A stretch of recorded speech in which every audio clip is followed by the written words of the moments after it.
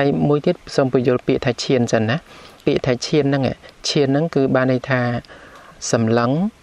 ឬក៏ដុតកម្ដៅសម្លឹងឬក៏ដុតកម្ដៅហើយឈានហ្នឹងគឺមកពីពាក្យថាជាធាតុនឹងឯងណាហើយអញ្ចឹងដែលសម្លឹងនៅក្នុងទីនេះគឺបានដល់សម្លឹងនៅ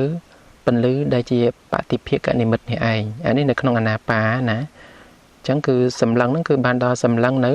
បតិភិកនិមិត្តដែលជាអារម្មណ៍របស់ឈាន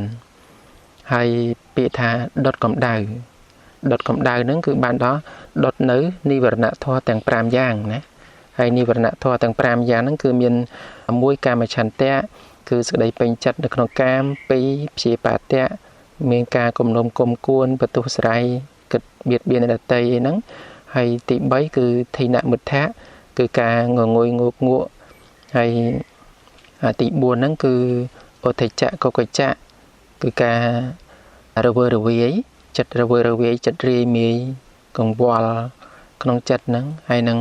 ទី5គឺវិជិកិច្ឆាគឺការសង្ស័យនៅក្នុងរឿង